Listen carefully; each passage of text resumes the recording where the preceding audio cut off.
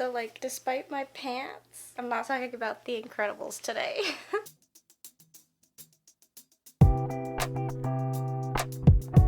What's up, movie nerds? It's your girl CC, and let's get candid about Novocaine. When I was younger, I wanted to be a veterinarian, and every now and then I'm reminded why I didn't become a veterinarian. And this movie definitely reminds me why. I got a weak stomach. I mean, this movie was so gruesome that I struggled to watch the last part of it. No, it's too horrific. If you don't know me by now, I'm not the one for heavily gruesome and gross movies, which is partly why I didn't watch Deadpool and Wolverine. Lame! But at least it had a story, unlike Love Hurts, which was also, pretty gruesome. The movie started off really good, and I totally understand the hilarity that would come from a person not being able to feel pain in a movie. I don't feel pain. But the extent of the damage done to the poor guy, and the egregious amount of death and intense injuries just turned me off.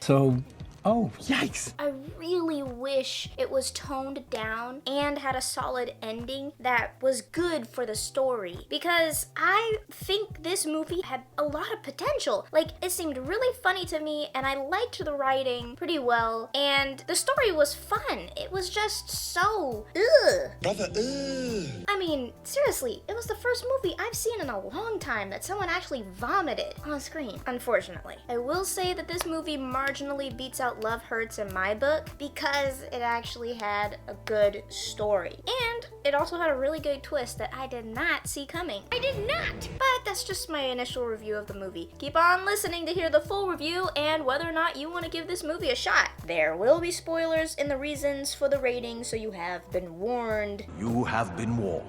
So, let's get this party started. I mean, really, let's do this, mother! First up is acting, which I give a 6 out of 10. The main actor was really good. I thought he did a great job of portraying Nathan Kane in a way that he was nervous and worried about everything in the beginning, but slowly became more confident throughout the movie due to acknowledging the world can be a dangerous place, but that he can handle it. I can totally do this. And the main bad guy was incredibly believable. I mean, you really hated him at the end, and really throughout the movie. And if they were going for a crazy guy, like insane, they nailed it. Everyone else had their funny moments, although Roscoe literally just played Ned from Spider-Man. I mean, the same actor, felt the same. Come on, try something else. And the girl did a good job with her twist. She was alright. I just thought that the detectives could have been better, but that's not on the actors, that's on the writing. I think the actors did really well with what they were given, but a couple of the characters kind of could have been better for me. Which brings me to story and script, and I give that a 5 out of 10. The story itself was unique and interesting, but the way it was executed was honestly just too much. I mean, so much wanton violence and injuries and death. I mean, I understand the guy can't feel pain, but you gotta give him a break, And you gotta give the audience a break. I get that that was the point of the movie. The movie itself kind of screamed, it's gonna be violent. But I think the story would have been so much better if the main character didn't kill so much. He's supposed to be like a mild-mannered Clark Kent-esque person, but he just killed way too much. I mean, he almost did as much killing as the bad guys did. And they had a machine gun shootout with the police in the beginning of the movie. And he seemed weirdly okay with it after the first death.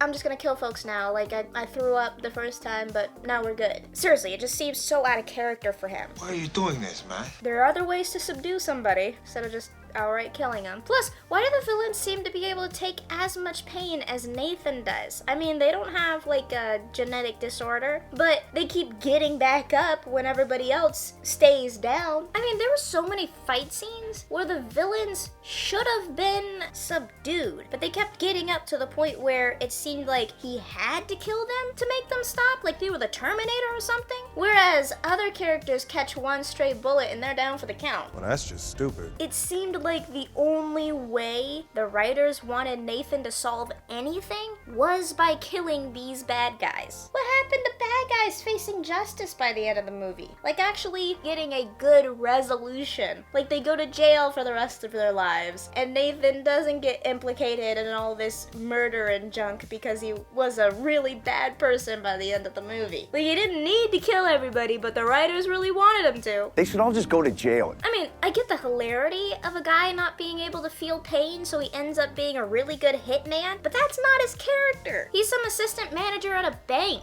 Let him be that guy. Also, the happy ending felt so forced. If we're still putting juice on the fire, the guy killed 6 people, evaded the police, stole a cop car and a cop gun, and then he broke into somebody's house, and then he gets like 6 months of having to stay at home and 5 years of probation? There is no way that a few character witnesses and him saving a cop's life would stop him from going to jail. He murdered people. They were bad people, but he still murdered them. Make it make sense. And did I miss the part where he saved the cop's life? Because I'm pretty sure Roscoe did. Roscoe was the one who took her to the hospital. When did he save the cop's life? Was it when he did the tourniquet on the guy's leg in the beginning? Because I'll tell you what, there were a lot of folks who lost a lot more blood than that guy in the beginning who had a gunshot in his leg and survived. Like him, like Nathan Kane. And I'm pretty sure cops have to go through like training and stuff to make their bodies good enough to do cop stuff, and he's just a bank manager? Assistant bank manager. How could he be more strong and capable than a guy who got shot in the leg?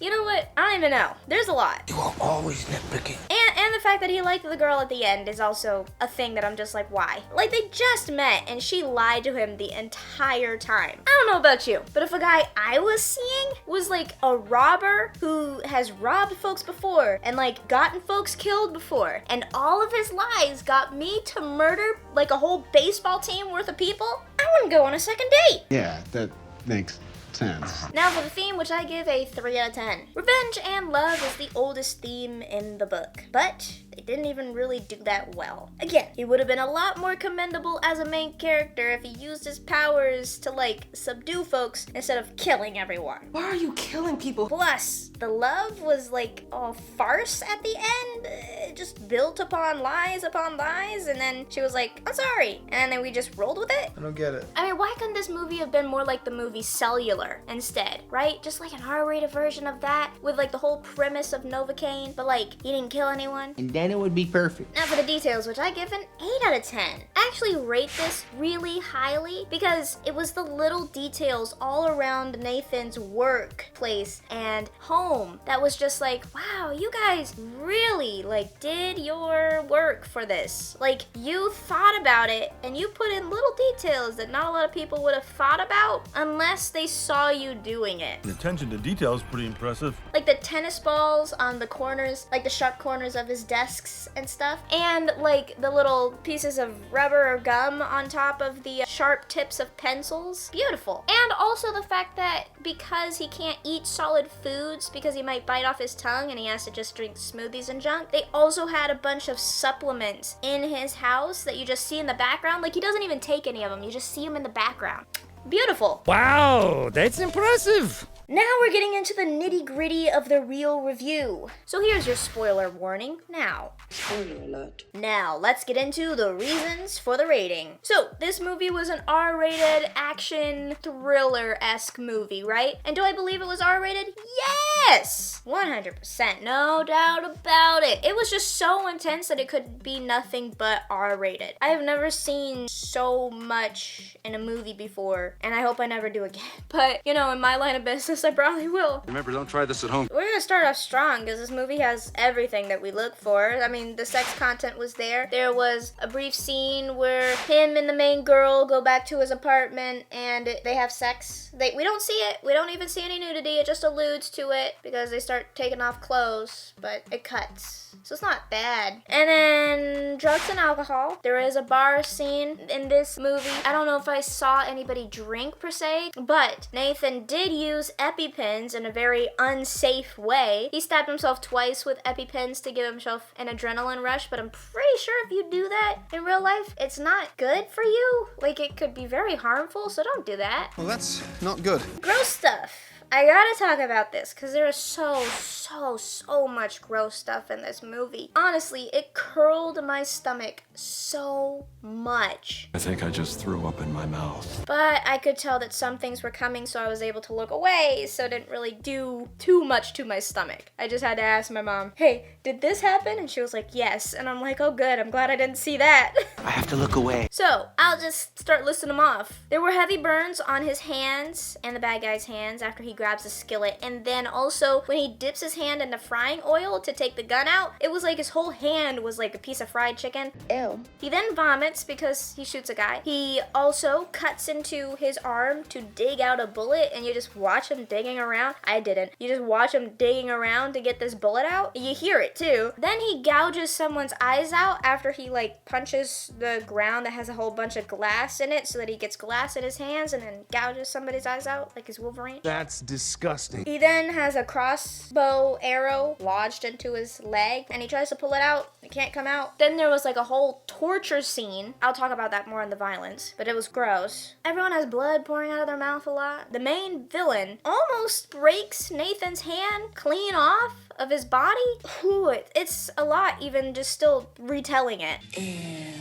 Plus, all the blood and gut spray that comes from everyone who gets shot and junk. So basically almost all the violence in this movie, which we'll get to, but first we're gonna talk about the language. Because there was a lot. It honestly gave Love Hurts a run for its money. But I think Love Hurts narrowly beats it out. And then also, Novocaine seemed to have a point for all the swearing, whereas Love Hurts, it just seemed like they were looking for a quota. Like Love Hurts, the language just did not have a point. It was just there. Was that necessary? At least Novocaine, it semi had a point. Because this guy was getting damaged. But let's just go through it. There were 70 F words, 25 S words, 11 heavy uses of the Lord's name in vain, 6 A words, 2 D words, and 6 other swear words. So we're just gonna do a new grouping. If you don't hit like the main swears and it just ends up being like something else, I'm just gonna group those something else and others because I don't need to have like a string if it ends up being like a string of stuff. Yeah, you get it. Now for the violence. This was an incredibly violent movie. If you go into this movie thinking that it's not gonna be that violent, I'm concerned for you because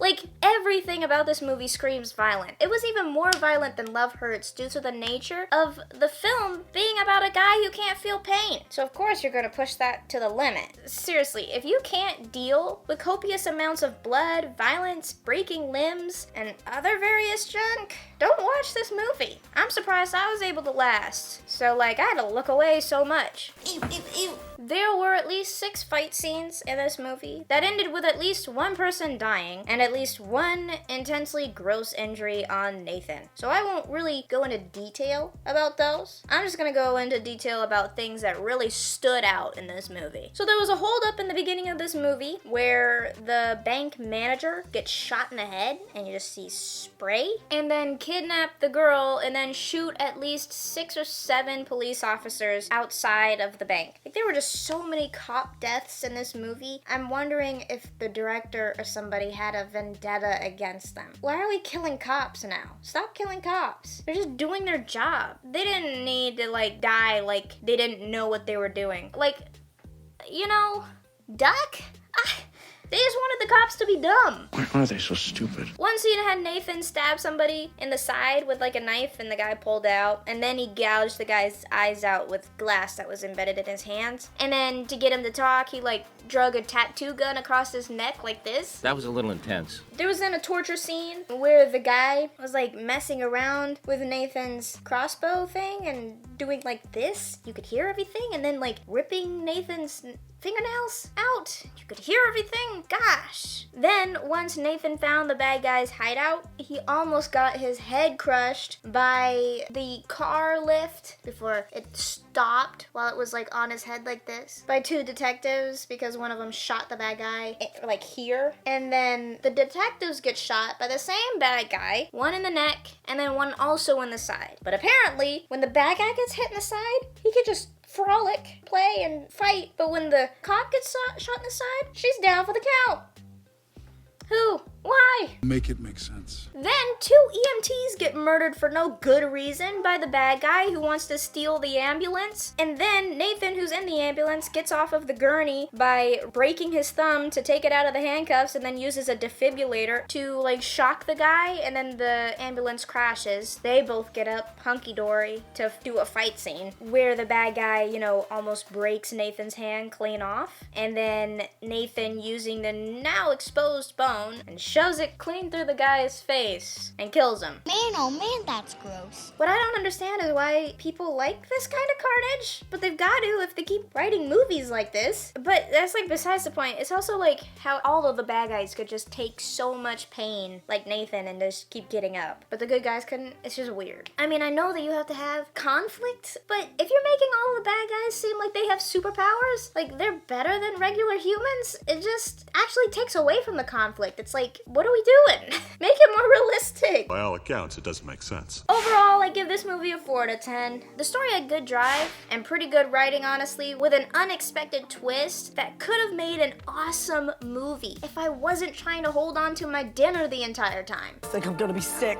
The amount of violence wasn't even the problem. It was just the fact that it was so brutally gruesome it was concerning. And you know, I could do without the swears. You know when people used to say that video games would make kids violent or desensitized to violence? Maybe it was the movies. I mean, they just keep getting more and more intense like this. And I see way more R-rated movies in the theaters now instead of PG-13 ones. Where was the time where the box office was like solidly even with PG-13 movies and then R-rated? I want to see more PG-13 movies where I can get the same amount of rush and reaction and awesome story, but without the grossly gruesome and intense violence, injuries, and swearing. I want to have a good time, but I don't want to like battle throwing up the entire time. Make more movies for weak-stomached folks and folks who don't want to hear cursing every 5 seconds. Get off the soapbox. Anyway, Wrap that up and give it to a child on Christmas, because we're done. thank you guys so much for watching this review. If you want to see any other movies, comment down below or comment anything, I will answer. Also, please share this review with your friends and like and subscribe so I can keep making videos like this for you. Every Friday I have a new review that comes out, so if you want to see something, you know what to do. Also, don't forget, Mondays are 1-minute stub reviews where I review an old movie that I've seen before, unscripted, right from the brain for you. If you want to see any of those as real reviews, comment down below. So again, thank you so much for watching, and just remember, right here at Candid Cinema, it's okay to talk, it's okay to text, and I will CC you later.